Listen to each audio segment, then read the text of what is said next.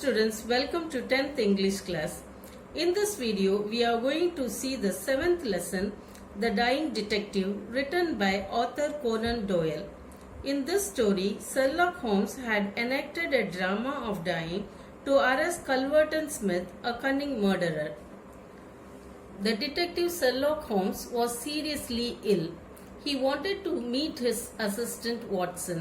He asked his landlady to get him. Watson was surprised to see the condition of his master. Was Watson able to save his master? Read on to know more about the underlying story behind Holmes' sickness. துப்பறிவாளராகிய Sherlock ஹோம்ஸின் உடல்நிலை மிகவும் மோசமாக பாதிக்கப்பட்டிருந்தது.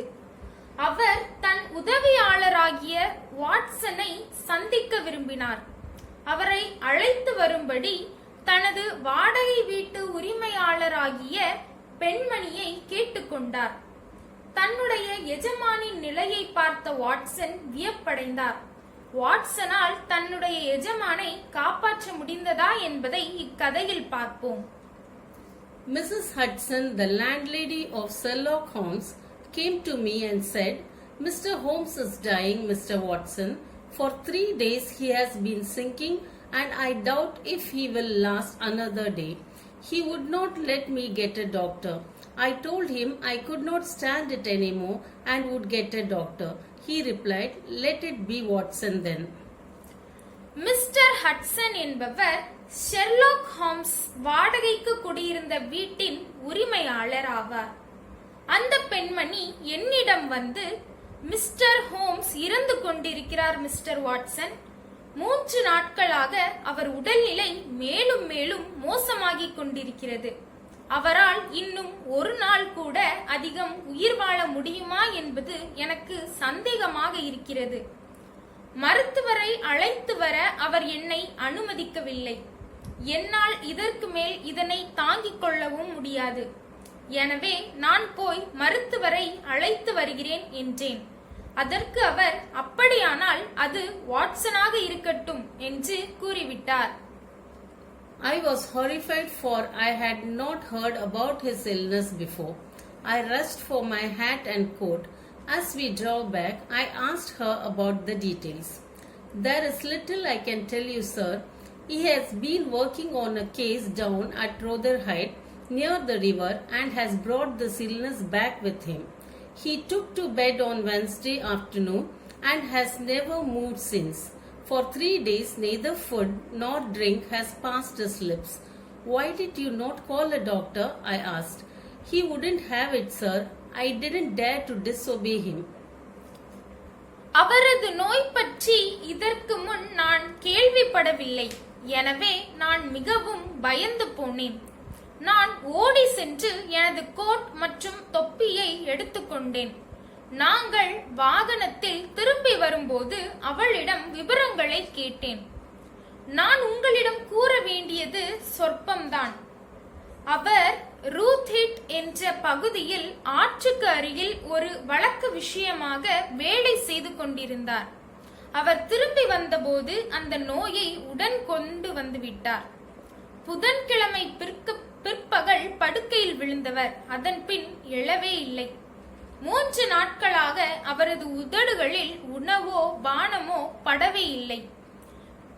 "நீங்கள் ஏன் உடனே மருத்துவரை அழைக்கவில்லை?" என்று நான் கேட்டேன். அவர் அதை காதில் வாங்கிக் கொள்ளவே இல்லை. "அவருக்கு கீழ்ப்படிய மறுக்கும் துணிவு எனக்கில்லை" என்றார். He was indeed a sad sight. In the dim light of a foggy November day, the sick room was a gloomy spot, but it was the gaunt face staring from the bed that brought chill to my heart. His eyes had the brightness of fever, his cheeks were flushed, and his hand twitched all the time. He lay listless. உண்மையிலேயே அவரை பார்க்க பரிதாபமான காட்சியாக இருந்தது.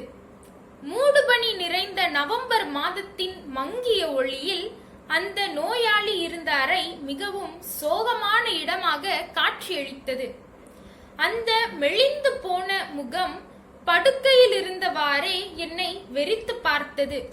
என்னை குழகு நடுங்க வைத்தது.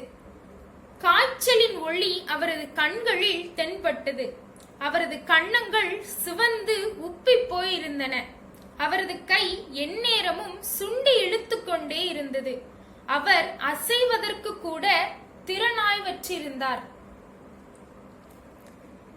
My dear fellow, I cried, approaching him. Stand back, stand right back, he cried. But why? I want to help you, I said. Certainly, Watson, but it is for your own sake. For my sake, I was surprised.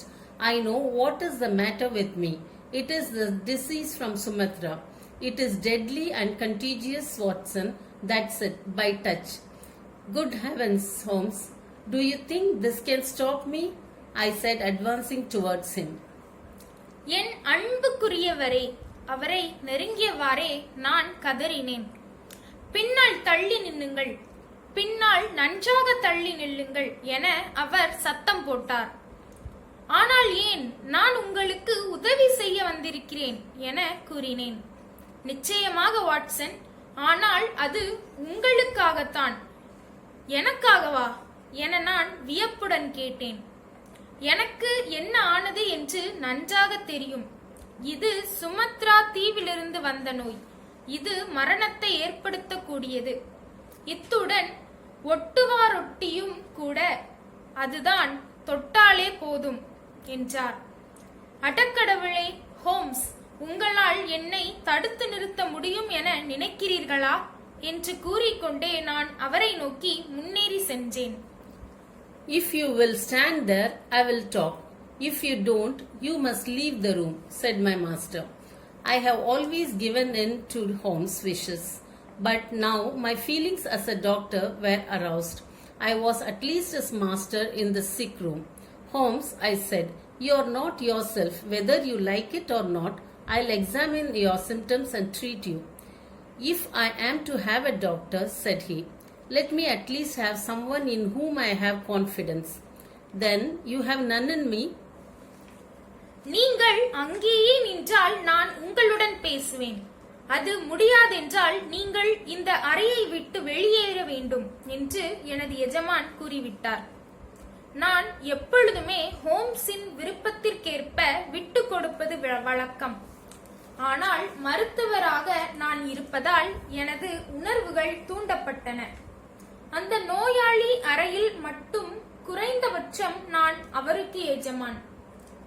Holmes, உங்கள் விருப்பப்படி இருக்கிறதோ இல்லையோ, நீங்களாகவே இல்லை. நான் உங்கள் நோய் அறிகுறிகளை பரிசோதித்துவிட்டு உங்களுக்கு மருத்துவ உதவி செய்வேன் என்றேன். அதற்கு அவர், எனக்கு ஒரு மருத்துவர் வேண்டுமென்றால் நான் நம்பிக்கை வைத்திருக்கும் யாராவது ஒருவரை குறைந்தபட்சம் அனுப்பி வையுங்கள் என்றார். அப்படியானால் என் மீது உங்களுக்கு நம்பிக்கை இல்லையோ என்றேன். In your friendship, certainly. But facts are facts, Watson. You are a general practitioner, not a specialist of this disease. If so, let me bring Sir Japper Meek or Penrose Fisher or any other best man in London. How ignorant you are, Watson, he said with a groan. What do you know about tarponley fever or the black Formosa plague? I have never heard of them, I admitted. உங்கள் நட்பில் நிச்சயமாக நம்பிக்கை இருக்கிறது. ஆனால் Watson, உண்மைகள் என்றும் உண்மைகள்தான். நீங்கள் ஒரு பொது மருத்துவர், இந்த நோய்க்கான சிறப்பு மருத்துவர் இல்லையே என்றார். அப்படியானால் நான் போய் சார் ஜாப்பர் மீக் அல்லது பென்ரோஸ் ஃபிஷர் அல்லது வேறு மிகச்சிறந்த மருத்துவரை லண்டனிலிருந்து அழைத்து வருகிறேன் என்றேன். வாட்சன், நீங்கள் எவ்வளவு அறியாமையில் இருக்கிறீர்கள் என்று அவர் முணங்கினார். உங்களுக்கு தார்போன்லி ஃபீவர் அல்லது பிளாக் ஃபார்மோசா கொள்ளை நோய் பற்றி ஏதாவது தெரியுமா என அவர் என்னிடம் வினவினார்.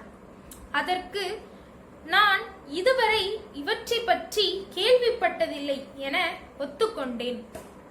There are many problems of the disease in the East, and I have learned that much during my recent researches. And during this course, I caught this illness, he said. I'll bring Dr. Enstry then, I said, going towards the door. Never have I had such a shock when the dying man bolted the door and locked it, shouted in an uncontrolled way, and in a moment he was back in his bed. கிழக்கே இந்த நோய் சார்ந்த பல சிக்கல்கள் இருக்கின்றன. இந்த அளவுக்கு நான் எனது சமீபத்திய ஆய்வு மூலம் அறிந்திருக்கின்றேன். இந்த சமயத்தில்தான் என்னையும் இந்த நோய் பற்றி கொண்டது என அவர் கூறினார். அப்படியானால் நான் டாக்டர் ஐன்ஸ்டீனை அழைத்து வருகிறேன் என்று கூறிக்கொண்டே வாசலை நோக்கி சென்றேன். உடனே செத்துக் கொண்டிருந்த அந்த மனிதர் கதவை தாளிட்டு விட்டு பூட்டிக் கொண்டதுடன் கட்டுப்படுத்த முடியாமல் சத்தமிட்டு கொண்டு ஒரே நொடியில் மீண்டும் தன் படுக்கையில் படுத்துக் கொண்டார். இத்தகைய அதிர்ச்சியை இதுவரை நான் வாழ்க்கையில் அடைந்ததே இல்லை. You won't have the key by force from me, Watson. Be here till 6 o'clock. It is 4 now. This is madness, Holmes, I said. Only 2 hours, Watson. Then you can get a doctor of my choice. You can read some books over there. At 6 we will talk again. Unable to settle down to reading, I walked slowly round and round, looking at the pictures. Finally, I came to the mantelpiece where, among other things, I saw a small black and white ivory box with sliding lid. Watson, சாவியை பலவந்தமாக நீங்கள் என்னிடமிருந்து வாங்க முடியாது. 6 மணி வரை நீங்கள் இங்கு இருங்கள். இப்போது மணி 4 என்றார். ஹோம்ஸ், இது பைத்தியக்காரத்தனமான செயல் என்றேன் நான். வாட்சன், 2 மணி நேரம் மட்டும்தான். அதன் பின் நான் விரும்புகிற மருத்துவரை அழைத்து வாருங்கள். இப்பொழுது அங்கே உள்ள என் புத்தகங்களை நீங்கள் வாசிக்கலாம். 6 மணிக்கு நாம் மீண்டும் பேசுவோம் என்றார். உட்கார்ந்து படிக்க முடியாமல் நான் அங்குள்ள படங்களை பார்த்தவாறே அந்த அறையை சுற்றி சுற்றி மெதுவாக நடந்து கொண்டிருந்தேன். கடைசியாக நான் நெருப்பு மாடத்திற்கு மேலேயுள்ள மரப்பகுதியை அடைந்தேன். அங்கே பற்பல பொருட்கள் வைக்கப்பட்டிருந்தன. அதற்கிடையில் நழுவி செல்லும் மூடி பொருத்தப்பட்ட ஒரு சிறிய கருப்பு வெள்ளை தந்த பெட்டி காணப்பட்டது. As I held it in my hand to examine it, I heard a dreadful cry. Put it down, down at once, Watson, he said. I hate to have my things touched. Sit down, man, and let me have my rest. Then I sat in silent dejection until the stipulated time had passed. Now, Watson, he said, have you any change? Yes, I replied.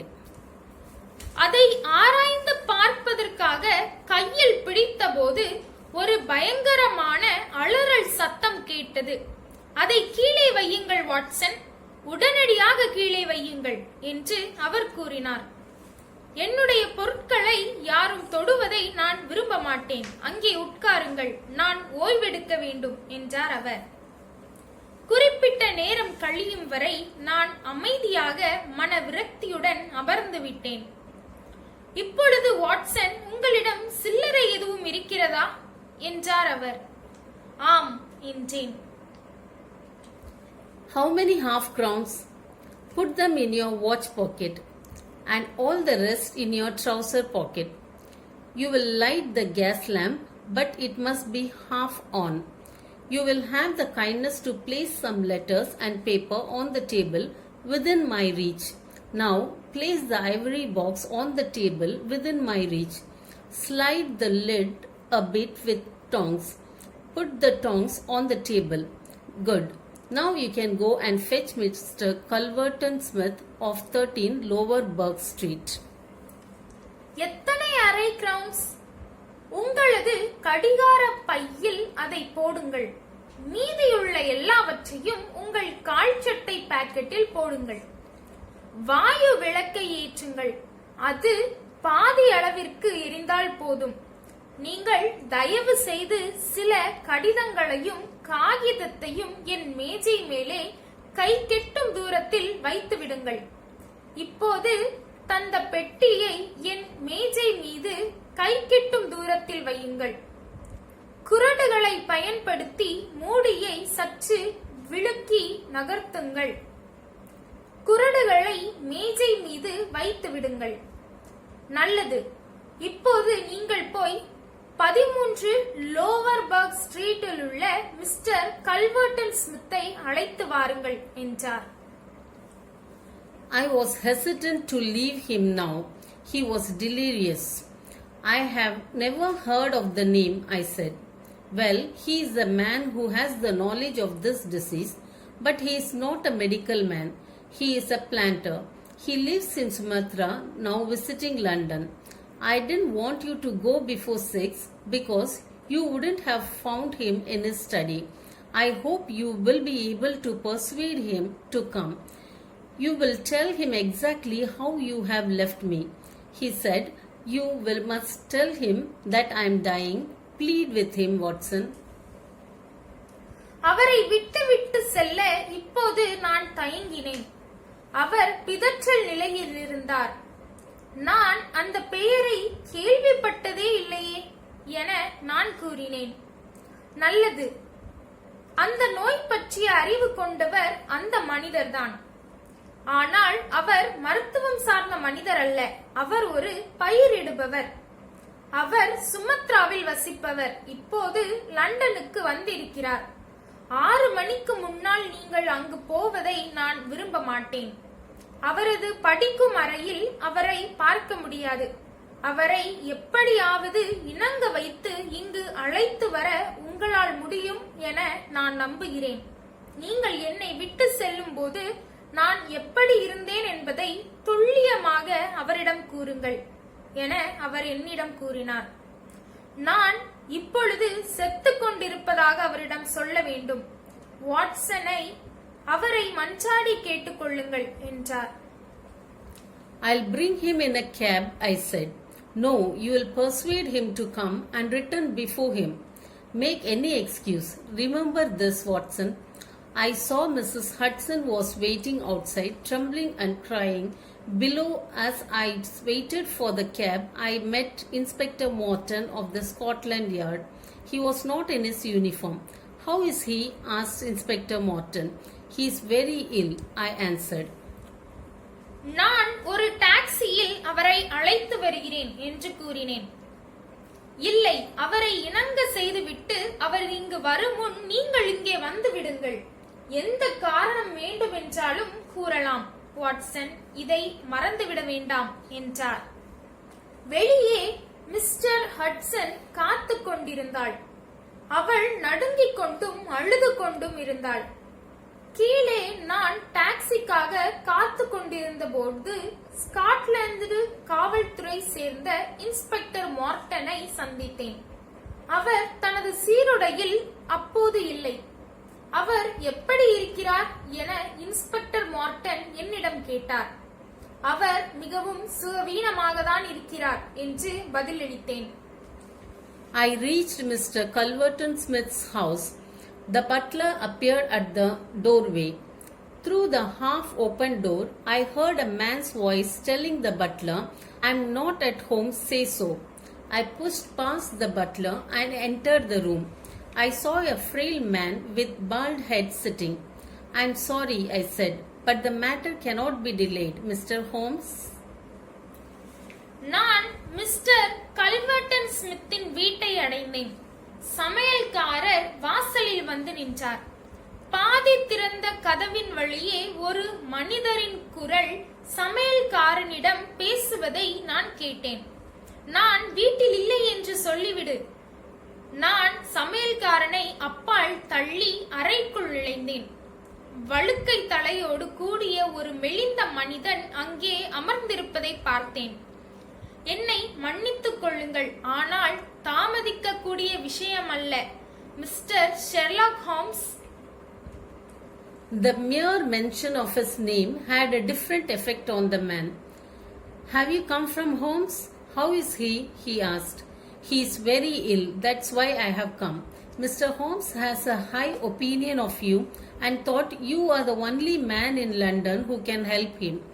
The little man was startled. "Why?" he asked. "Because of your knowledge of the Eastern diseases," I replied. How did he get it? He asked. ஹாம்ஸின் பெயரை சொன்னதும் அந்த மனிதர் மீது ஒரு வேறுபட்ட விளைவு காணப்பட்டது. நீங்கள் ஹாம்ஸிடமிருந்து வருகிறீர்களா? அவர் எப்படி இருக்கிறார் என அவர் கேட்டார். அவர் மிகவும் சுகவீனமாக இருக்கிறார். அதனால்தான் நான் இங்கே வந்திருக்கிறேன். மிஸ்டர் ஹாம்ஸ் உங்களை பற்றி மிக உயர்வான எண்ணம் கொண்டிருக்கிறார். அவரை காப்பாற்றக்கூடிய லண்டனில் உள்ள ஒரே மனிதர் நீங்கள்தான் என அவர் நினைக்கிறார் என்றேன். அந்த சிறிய மனிதர் திடுக்கிட்டார். ஏன் என அவர் கேட்டார். கிழக்கத்திய நாடுகளின் நோய்கள் பற்றிய உங்களது அறிவுதான் இதற்கு காரணம் என நான் பதிலளித்தேன். அவருக்கு எப்படி இந்த நோய் வந்தது என அவர் கேட்டார். I told him everything. He smiled and agreed to come. Pretending that I had some other appointment, I left him. With a sinking heart, I reached Holmes' room. I told him that Mr. Smith was coming. Well done, Watson, he said. You have done everything that a good friend could do. Now you disappear to the next room and don't speak or come here. நான் அவரிடம் அனைத்தையும் கூறினேன். அவர் புன்னகையுடன் வருவதற்கு ஒப்புக்கொண்டார். எனக்கு வேறு ஒரு வேலை இருப்பதாக பாவனை செய்து கொண்டு நான் அங்கிருந்து புறப்பட்டேன். தளர்ந்து போன இதயத்துடன் நான் ஹோம்ஸின் அறையை வந்தடைந்தேன். அவரிடம் மிஸ்டர் ஸ்மித் வருவது பற்றி கூறினேன். நல்லது செய்தீர்கள் வாட்சன். ஒரு நல்ல நண்பன் செய்யக்கூடிய அனைத்தையும் நீங்கள் செய்திருக்கிறீர்கள். இப்போது நீங்கள் அடுத்த அறைக்குள் சென்று மறைந்து கொள்ளுங்கள். நீங்கள் பேச வேண்டாம், இங்கு வரவும் வேண்டாம் என்றார். I heard the footsteps. I heard the voice say, Holmes, Holmes, can you hear me? Is that you, Mr. Smith? Holmes whispered. You know what is wrong with me. You are the only one in London who can cure me. Do you know the symptoms? Asked Smith.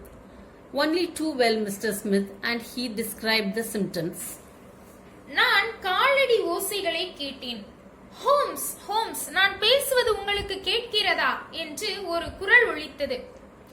இது mister Smith தானே என Holmes மெல்லிய குரலில் பேசினார்.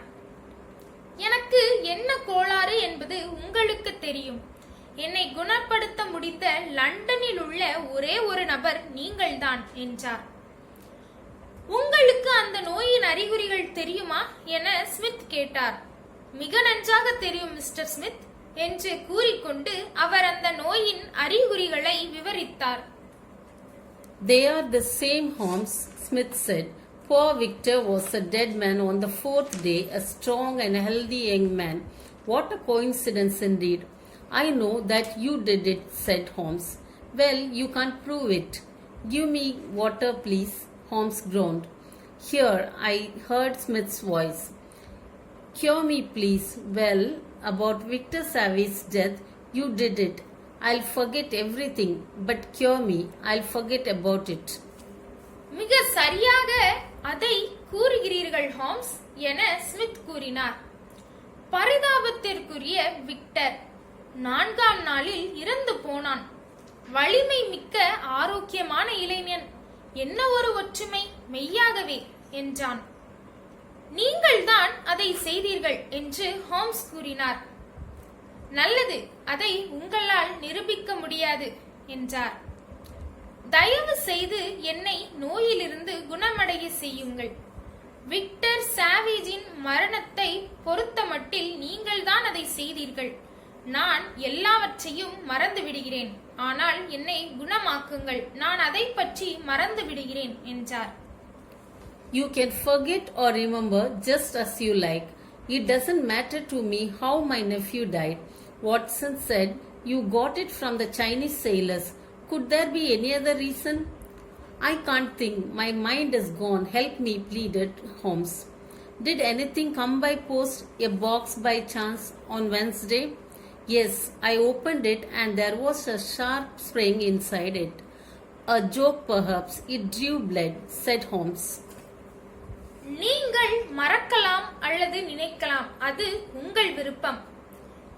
என்னுடைய மருமகன் எப்படி இறந்தான் என்பது எனக்கு ஒரு முக்கியமான விஷயமே அல்ல, வாட்சன் கூறினார். நீங்கள் அதை சீன மாலுமிகளிடமிருந்து வாங்கியதாக வேறு காரணம் எதுவும் இருக்க முடியுமா என்றார். என்னால் சிந்தித்து பார்க்க முடியவில்லை. என் மனம் சிந்திக்க முடியாமல் போய்விட்டது. எனக்கு உதவுங்கள் தயவு செய்து என்று ஹோம்ஸ் மன்றாடினார். உங்களுக்கு தபாலில் எதுவும் வந்ததா? ஒரு பெட்டி தற்செயலாக புதன்கிழமையன்று என வினவினார். ஆம், அதை நான் திறந்தேன். உள்ளே ஒரு கூரான சுருள்வில் இருந்தது. ஒருவேளை நகைச்சுவைக்காக அதை அங்கே வைத்திருக்கலாம். ஆனால் எனக்கு ரத்தம் வடிந்தது என்று ஹோம்ஸ் கூறினார். No, it was not a joke, you fool. You have got it. Who asked you to cross my path? You knew too much about Victor's death. Your end is near, Holmes. I'll carry this box in my pocket. The last piece of evidence. Turn up the gas, Smith, said Holmes in his natural voice. Yes, I will, so that I can see you better. There was silence. Then I heard Smith say, What's all this? இல்லை, அது ஒன்றும் நகைச்சுவை கிடையாது முட்டாளே. நீயாக வாங்கிக் கொண்டாய். என்னுடைய பாதையில் குறுக்கிடும்படி யார் உன்னை கேட்டது? உனக்கு விக்டரின் மரணம் பற்றி அதிகமாகவே தெரியும். உனது முடிவு நெருங்கி வந்துவிட்டது. ஹோம்ஸ், நான் இந்த பெட்டியை எனது பைக்குள் போட்டு எடுத்து செல்ல போகிறேன். இதுதான் எனக்கு விரோதமான கடைசி சாட்சி என்றான். விளக்கின் வாயுவை திறந்து விடுங்கள் ஸ்மித் என்று ஹோம்ஸ் தனது இயற்கையான குரலில் கூறினார். ஆம், நான் அவ்வாறு செய்கிறேன். அப்பொழுதுதான் உங்களை என்னால் இன்னும் நன்றாக பார்க்க முடியும் என்றார். அங்கே அமைதி நிலவியது. அதன் பின் ஸ்மித் பேசுவதை கேட்டேன். இதெல்லாம் என்ன என்றார். Successful acting, said Holmes. For 3 days I didn't taste anything, neither food nor drink. There were footsteps outside. The door opened and I heard Inspector Morton's voice. I arrest you on charge of murder, he said. There was a sudden rush and scuffle, followed by the clash of iron and sudden cry of pain. There was a click of handcuffs. Holmes asked me to come in. வெற்றிகரமான நடிப்பு என்று Holmes கூறினார். 3 நாட்களாக நான் எதையுமே சுவைக்கவில்லை. உணவோ பானமோ கிடையாது. வெளியே காலடி யோசை கேட்டது. கதவு திறந்தது. இன்ஸ்பெக்டர் மார்டனின் குரலை நான் கேட்டேன். உங்களை கொலை குற்றத்திற்காக நான் கைது செய்கிறேன் என்று அவர் கூறினார். திடீரென விரைந்தோட்டம் கேட்டது. மல்லுக்கட்டு ஏற்பட்டது. அதை தொடர்ந்து இரும்பு மோதும் ஓசை கேட்டது. திடீரென வழியால் அலறும் ஓசை கேட்டது. கை விலங்குகளுக்கு கிளிக் என்று மாட்டப்பட்டன. என்னை உள்ளே வரும்படி Holmes பணித்தார். Sorry, Watson. I was rude to you. I undermined your capability as a doctor. It was just to get Smith here, and I didn't want you to know that I was not ill. But your appearance, I said. 3 days fasting and the makeup did the trick. The coins? Oh, that was only to prove that I was delirious, he laughed. Watson, என்னை மன்னித்துக் கொள்ளுங்கள். நான் உங்களிடம் முரட்டுத்தனமாக நடந்து கொண்டேன். மருத்துவராக உள்ள உங்களது திறமையை நான் காயப்படுத்திவிட்டேன். ஸ்மித்தை இங்கு அழைத்து வரவே அவ்வாறு செய்தேன். எனக்கு சுகவீனம் கிடையாது என்பதை நீங்கள் அறியக்கூடாது என நான் விரும்பினேன் என்றார். ஆனால் உங்கள் தோற்றம் என நான் கேட்டேன். 3 நாள் விரதம் இருந்தது மற்றும் எனது மேக்கப் ஆகியவை செய்த சூழ்ச்சிதான் அது என்றார். அப்படியானால் நாணயங்கள் என்றேன். ஓ, நான் பிதற்றுகிறேன் என்பதை நிரூபிப்பதற்காக என்று அவர் சிரித்தார்.